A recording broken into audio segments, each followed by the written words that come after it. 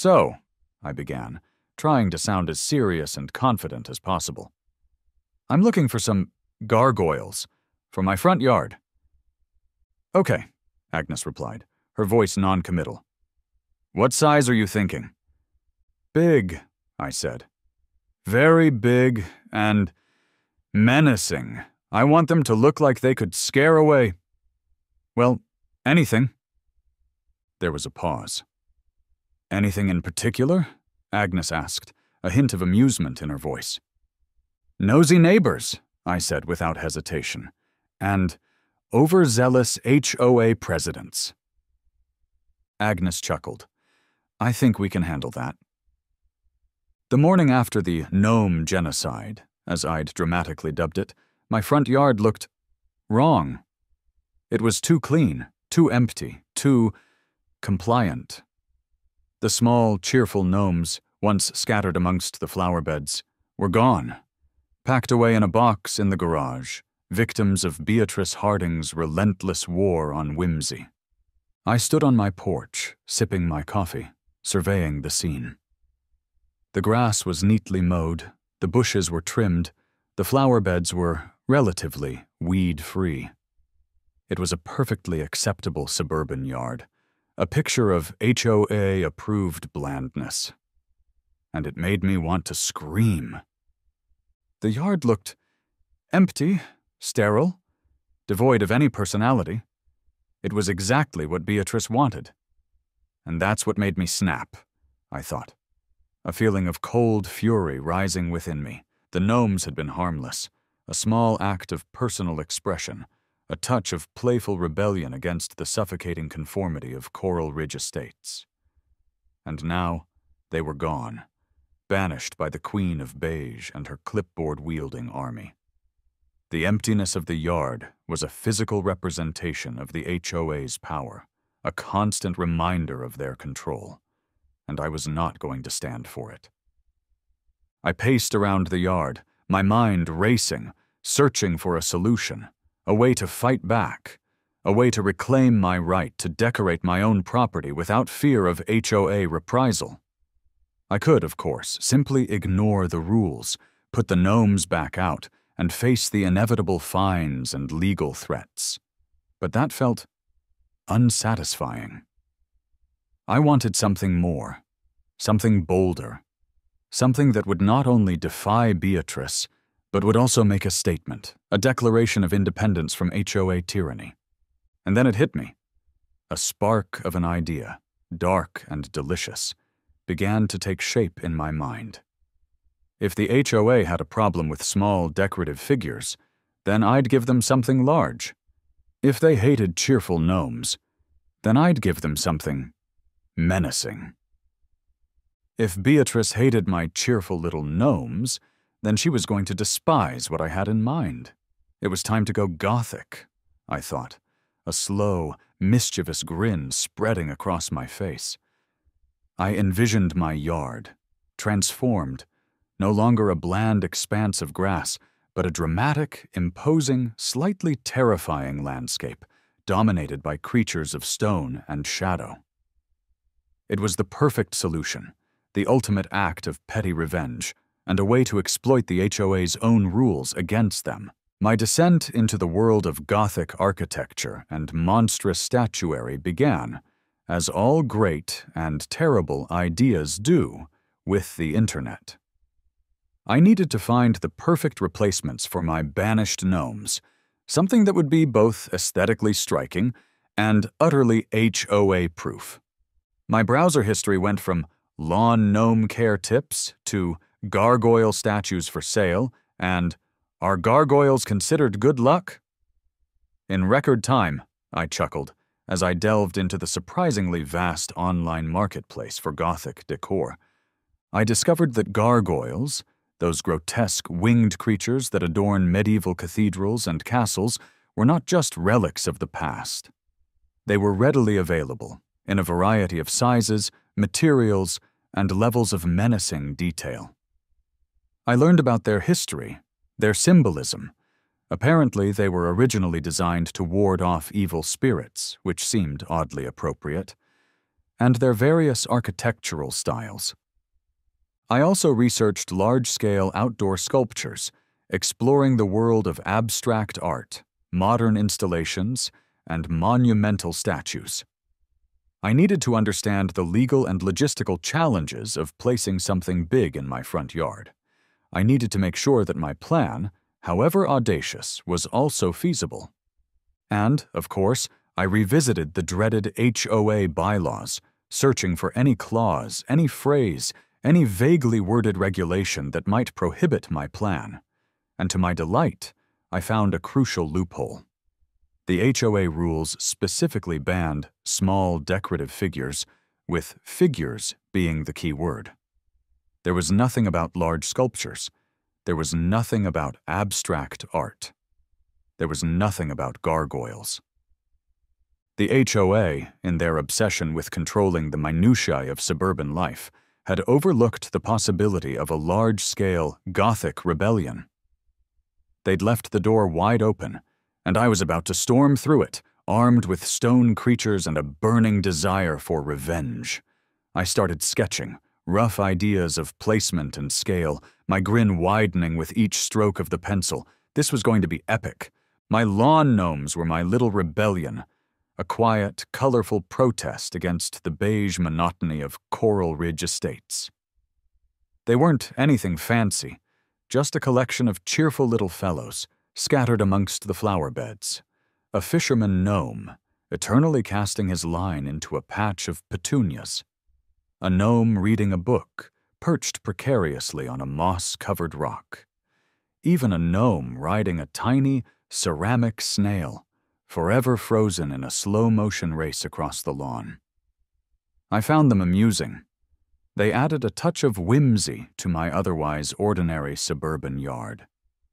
They were a conversation starter, a source of mild amusement for passers-by, and, for me, a small reminder that not everything in life had to be serious and sensible. They weren't hurting anyone. They weren't offensive. They certainly weren't obscene, unlike some of the inflatable holiday decorations I'd seen around the neighborhood. They were just gnomes. But in the meticulously manicured world of Coral Ridge estates, whimsy was a dangerous thing, and I was about to learn that even the smallest, most innocent lawn ornament could become a casualty in the war against HOA conformity. I should have seen it coming, I suppose. The warning signs were there, the meticulously worded newsletters, the passive-aggressive notes left on doors, the constant, watchful eyes of the neighborhood busybodies. But I'd underestimated the sheer, unadulterated pettiness of the homeowners association. It arrived, as all instruments of HOA tyranny do, in a crisp, white envelope, slipped under my front door with the stealth and precision of a ninja delivering a death warrant. The notice was stark, to the point, and utterly ridiculous. Lawn ornament violation. All unauthorized decorative figures must be removed immediately. The words were printed in bold, all-caps letters, as if my cheerful little gnomes were a threat to national security. The notice went on to cite some obscure bylaw about maintaining a cohesive community aesthetic and preventing visual clutter. It threatened escalating fines and potential legal action if I failed to comply within 7 days. The confrontation was inevitable. Beatrice Harding, president of the HOA and the neighborhood's self-appointed arbiter of good taste, appeared on my doorstep the very next morning, her clipboard clutched in her hand like a weapon. "Mr. Carter," she began, her voice as cold and sharp as a freshly sharpened pencil, "those gnomes are unacceptable. They're tacky. They're distracting. They simply do not conform to the standards of our community." I tried to reason with her, to explain that the gnomes were harmless, that they brought me joy, that they were, in fact, quite popular with the neighborhood children. But it was no use. "Rules are rules, Mr. Carter," she said, her lips pursed in a tight, disapproving line. And the rules clearly state that all lawn ornaments must be pre-approved by the Architectural Review Committee. Your gnomes were not.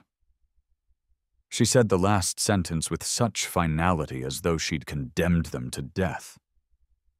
I stared at her, a mixture of disbelief and simmering resentment building inside me. Fine. If she wants to play this game, you're about to change the rules entirely. This wasn't just about gnomes anymore. It was about principle. It was about the right to express my own individuality, to add a touch of personality to my own property, without being harassed by a power-hungry, aesthetically challenged busybody. And I was not about to back down. My gnomeless yard was a blank canvas, a stage waiting for its new, dramatically different cast of characters. It was time to unleash the gargoyles. Finding a company that specialized in custom-made large-scale stone sculptures proved surprisingly easy. Apparently, there's a niche market for everything, even terrifying stone creatures designed to ward off evil spirits and HOA presidents. I contacted Stone Sentinels, a company based somewhere in the Midwest that advertised handcrafted gargoyles, mythical creatures, and architectural accents. Their website featured a gallery of their creations, ranging from the traditionally grotesque to the surprisingly whimsical. The ordering process was unique. I spoke to a customer service representative named, improbably, Agnes, who sounded like she'd dealt with her fair share of unusual requests. So, I began, trying to sound as serious and confident as possible. I'm looking for some gargoyles for my front yard. Okay, Agnes replied, her voice non-committal. What size are you thinking? Big, I said. Very big and menacing. I want them to look like they could scare away, well, anything. There was a pause. Anything in particular? Agnes asked, a hint of amusement in her voice. Nosy neighbors, I said without hesitation, and overzealous HOA presidents. Agnes chuckled. I think we can handle that. We spent the next half hour discussing the specifics. I ordered 3 gargoyles, a centerpiece, a 7-foot-tall crouching gargoyle with bat-like wings, partially unfurled, a snarling face, and claws that looked sharp enough to shred steel, and a pair of smaller but still imposing horned sentinels, each clutching a massive stone staff to flank the walkway. And because why not? I added the dragon. 5 feet tall, curled around on a plinth. It would complete the effect. You're sure about this? Agnes asked as she finalized the order. These are substantial pieces, and they're not exactly subtle. Subtlety is overrated, I replied. I'm going for impact. The arrival of the gargoyles was an event that would forever be etched in the memories of the residents of Coral Ridge Estates. It was like watching a scene from a fantasy movie, only instead of a dragon soaring overhead, it was a flatbed truck loaded with enormous stone creatures. The deliveries were staggered, each gargoyle arriving in its own massive wooden crate, carefully packed and protected for transport. The truck drivers, seasoned professionals used to hauling heavy loads, looked at me with a mixture of bewilderment and awe. You're putting these where? One of them asked, gesturing towards my relatively small front yard. Right there, I said, pointing to the empty spaces where my gnomes had once stood. Strategic placement is key. The unloading process was a logistical challenge. Each gargoyle weighed hundreds of pounds, requiring a forklift, a team of workers, and a whole lot of careful maneuvering. The crates were enormous, dominating my driveway and attracting the attention of every passerby. I'd timed the deliveries for weekdays, when I knew Beatrice was usually out, enforcing her beige agenda on some other unsuspecting homeowner. But I still had to be discreet. I covered the crates with tarps, pretending they were just landscaping supplies. I told the curious neighbors that I was redoing the front yard, adding some drama. But the secrecy only added to the excitement. It was like preparing for a surprise party, only instead of balloons and cake, it was giant stone gargoyles. And instead of celebrating a birthday, it was celebrating the glorious downfall of HOA tyranny, with the gargoyles safely delivered and hidden as much as possible under tarps. It was time for the installation. This was not a task I could handle on my own. I enlisted the help of a few strong and slightly crazy friends, promising them pizza, beer, and the satisfaction of participating in the most epic HOA takedown in suburban history. The centerpiece, the 7-foot-tall crouching gargoyle, was positioned front and center, directly in line with my front door, its snarling face and outstretched claws greeting anyone who dared to approach. It was a statement piece, a declaration of war, a giant stone "screw you" to Beatrice Harding and her obsession with conformity. The 2 sentinel gargoyles, each about 4 feet tall, were placed on either side of the walkway, their horned heads and stone staffs creating a menacing, yet strangely elegant entrance. They looked like guardians of some ancient temple, protectors of a sacred space, ready to strike down any who violated the sanctity of my, formerly gnome-infested, front yard. The dragon was placed carefully on the plinth, facing out towards the road. The placement was strategic, designed to maximize the shock and awe effect. I wanted the gargoyles to be visible from the street, from Beatrice's house, from everywhere in the neighborhood. I wanted them to be unavoidable, impossible to ignore, a constant reminder of my defiance. The process was challenging, requiring a combination of brute force, careful planning, and a healthy dose of improvisation. We used ropes, pulleys, and even a borrowed engine hoist to maneuver the massive sculptures into place. There were a few near disasters, a couple of close calls, and a whole lot of swearing, but finally, after hours of intense labor, the gargoyles were in position, their stone eyes gleaming in the afternoon sun, ready to unleash their silent fury upon the unsuspecting residents of Coral Ridge Estates. With the gargoyles installed, the transformation was complete. My front yard, once a bland expanse of grass and a few banished gnomes, was now it was hard to describe. It was a miniature Gothic fortress, a landscape of stone and shadow, a testament to the power of creative and slightly unhinged landscaping. The contrast between the dark, imposing gargoyles and the surrounding beige houses was striking. It was as if a portal to another dimension had opened up in the middle of suburbia, spilling forth creatures of myth and legend. It was beautiful. It was terrifying. It was perfect. But I needed one final touch, one last detail to complete the effect, to truly drive home the message of my rebellion. I needed a sign, not a standard "beware of dog" sign or a cutesy "welcome" sign. No, I needed something more dramatic, something more appropriate. I spent an afternoon in my garage, crafting a handmade wooden sign. I painted it black with bold Gothic-style lettering. And the words I chose? A simple yet powerful declaration of my victory. Henderson's Grim. I mounted the sign above the front door, directly beneath the watchful gaze of the crouching gargoyle.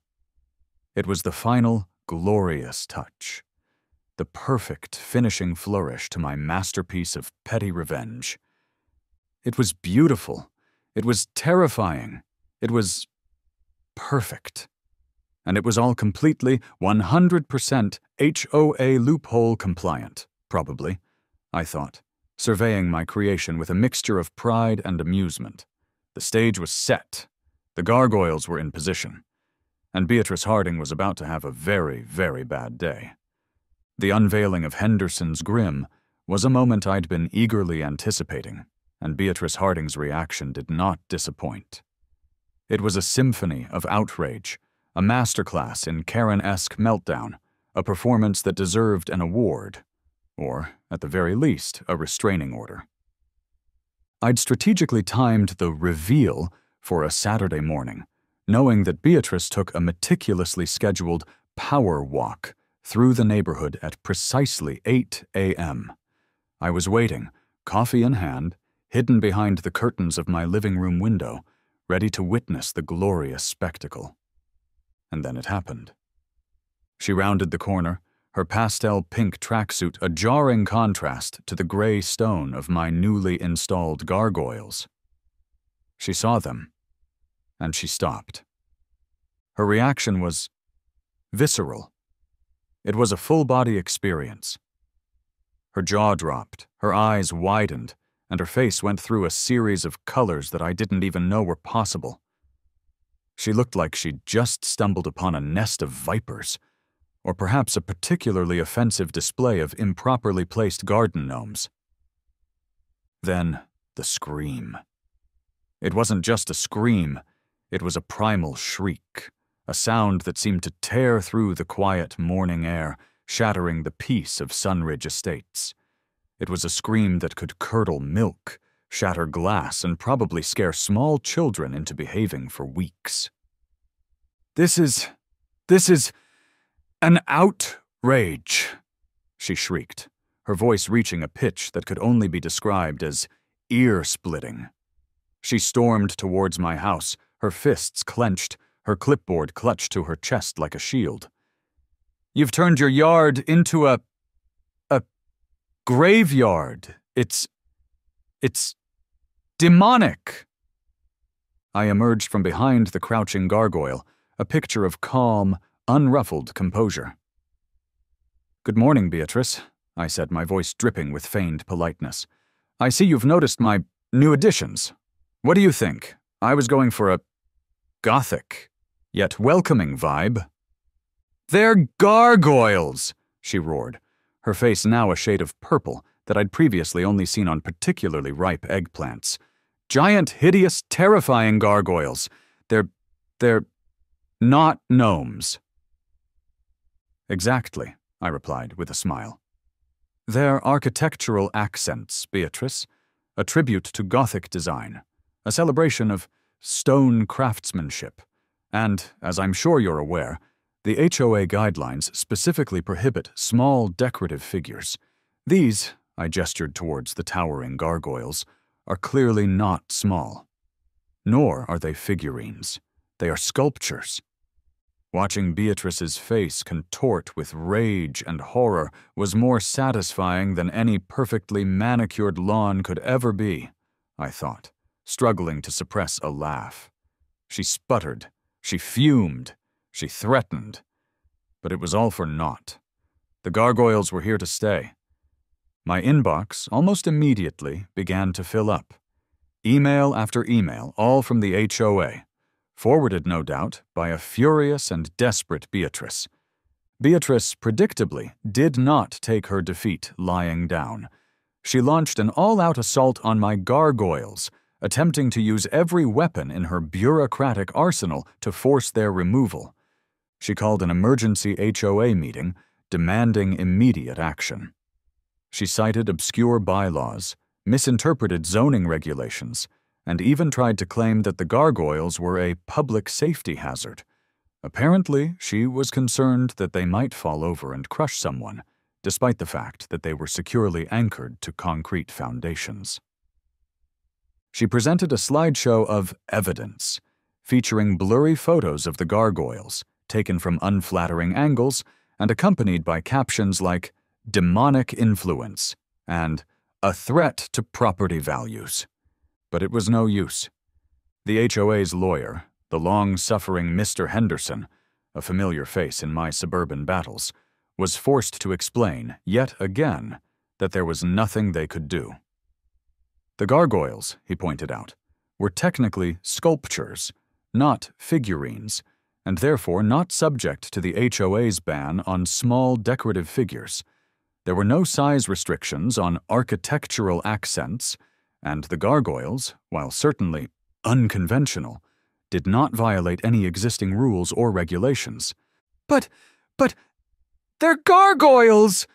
Beatrice sputtered, her voice cracking with desperation. They're hideous!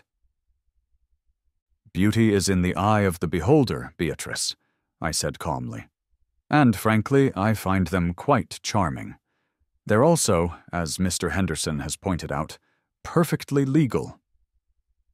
I made sure to highlight specific sections of the bylaws that backed my case, referencing sizes and placement, enjoying her increasingly frustrated reactions. The meeting ended in disarray, with Beatrice's demands ignored, her authority undermined, and her vision of a gnome-free, gargoyle-free utopia shattered. While Beatrice fumed and plotted, the rest of the neighborhood was reacting to my gargoyles with a mixture of amusement, admiration, and a growing sense of what on earth is going on over there. At first, there were the stares, the whispers, the hesitant questions. But soon people started to embrace the absurdity of it all. Families would stroll by in the evenings, admiring the imposing stone creatures, their shadows stretching long and dramatic in the twilight. Children would point and giggle, inventing stories about the gargoyles, imagining them as guardians of the neighborhood, protectors against evil spirits, and perhaps overzealous HOA presidents. Teenagers started using the gargoyles as a backdrop for their social media posts, posing in front of them, striking dramatic poses, and generally adding to the growing legend of the Gargoyle House. Even some of the older residents, the ones who'd initially sided with Beatrice, started to come around, admitting that the gargoyles were rather impressive and added a certain je ne sais quoi to the neighborhood. The local art scene, always on the lookout for something new and unconventional, got involved. A local art critic wrote a surprisingly positive review of my installation, praising its bold juxtaposition of medieval and suburban aesthetics and its subversive commentary on the nature of conformity. A group of art students even started showing up, sketching the gargoyles, studying their forms, and generally treating my front yard like an open-air museum.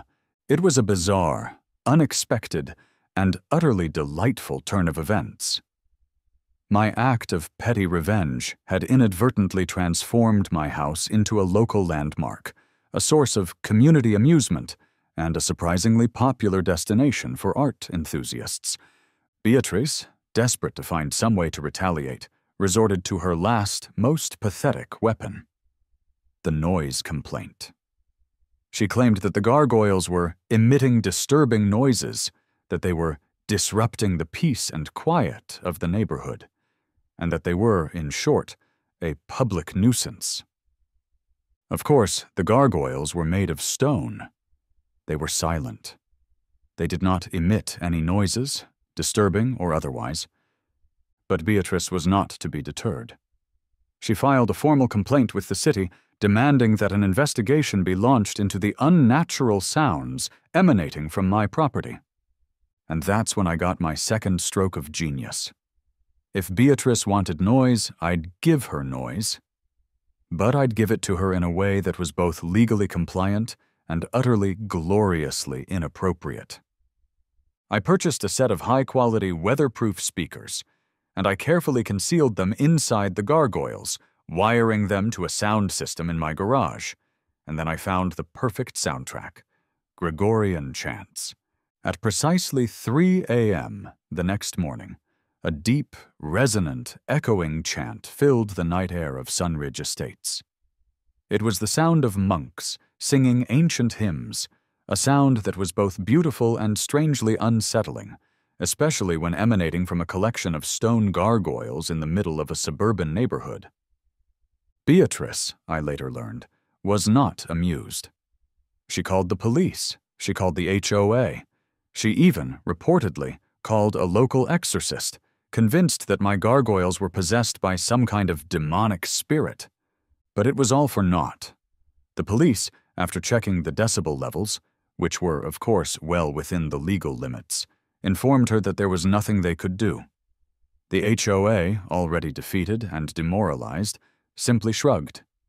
And the Gregorian chants continued, a nightly serenade of sonic defiance, a testament to the power of petty revenge, and a constant, unavoidable reminder of Beatrice Harding's utter and complete failure. The Gregorian chants, emanating from the mouths of my stone gargoyles at 3 a.m., were the final straw. The HOA, already reeling from the legal battles, the neighborhood support for the castle, and the viral fame of my architectural statement completely collapsed. Beatrice, I heard through the neighborhood grapevine, attempted to rally support for one last desperate push to have the gargoyles removed. She called an emergency meeting, she sent out frantic emails. She even, reportedly, tried to organize a protest in front of my house, which attracted exactly 3 people, 2 of whom were her own relatives. But it was no use.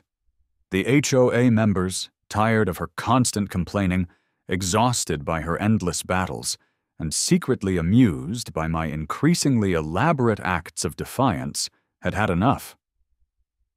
They'd seen the writing on the wall, or rather, the gargoyles on the lawn, and they knew that Beatrice's reign of terror was over. The meeting, which Beatrice had envisioned as a triumphant return to power, ended in a humiliating defeat. Her proposals were voted down, her arguments were ignored, and her authority was irrevocably shattered. She was a general without an army, a dictator without a following, a clipboard-wielding tyrant without a cause. Meanwhile, Henderson's Grim, as my house was now affectionately, and sometimes fearfully, known, was becoming a viral sensation. The photos and videos of the gargoyles, the Gregorian chants, and the ongoing saga of my battle with Beatrice Harding had spread across social media like wildfire. People were fascinated by the story, by the sheer audacity of replacing lawn gnomes with giant stone gargoyles, by the absurdity of the HOA's reaction, and by the glorious, over-the-top pettiness of it all. The online comments were a goldmine of amusement. "This is the most epic HOA takedown I've ever seen," one user wrote. "Give this man a medal," declared another. "I want gargoyles in my yard," a third commented. There were memes, there were jokes, there were even a few, surprisingly well-made, fan art depictions of my gargoyles battling a giant, beige-colored monster representing the HOA. Local news outlets picked up the story, then national news outlets, then international. I became, for a brief, shining moment, an internet celebrity known as the Gargoyle Guardian, the Suburban Stone Sentinel, and the HOA Horror Hero. My inbox was flooded with messages of support, offers of free legal advice, and even a few requests for custom-made gargoyles, which I politely declined, explaining that I was not, in fact, a professional stone carver. The final act of the drama played out, as many suburban dramas do, with a moving truck. Beatrice Harding, defeated, humiliated, and utterly unable to cope with the gargoyle-infested reality of Coral Ridge Estates, sold her house and fled to Florida, presumably to seek refuge in a community with stricter rules, fewer gargoyles, and a greater appreciation for beige. Her departure was met with a collective sigh of relief, followed by a spontaneous neighborhood block party held naturally in the shadow of Henderson's Grim. The residents of Coral Ridge Estates, freed from her iron grip, celebrated their newfound freedom, their right to decorate their yards however they pleased, within reason, of course, and their victory over the forces of HOA tyranny.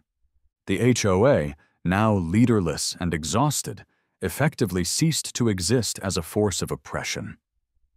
The new leadership, handpicked by me from the most laid-back and gargoyle-tolerant residents, was focused on fostering community spirit, not enforcing ridiculous rules. The age of beige was over. The era of the gargoyle had begun.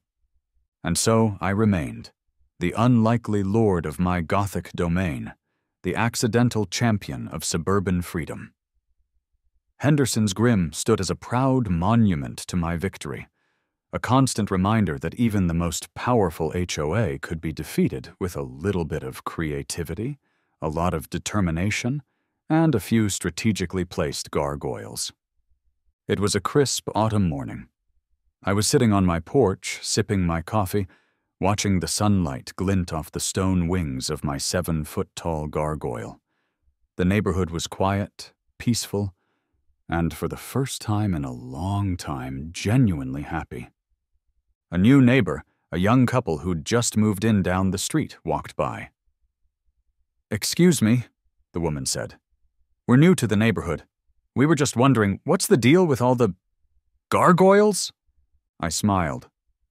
"It's a long story," I said, "but the short version is I had a disagreement with the HOA about some lawn gnomes." They laughed, intrigued. "Well," the man said, "they're certainly unique." "They are," I agreed. "They are." Who knew that a few lawn gnomes and a burning desire for revenge could lead to all this?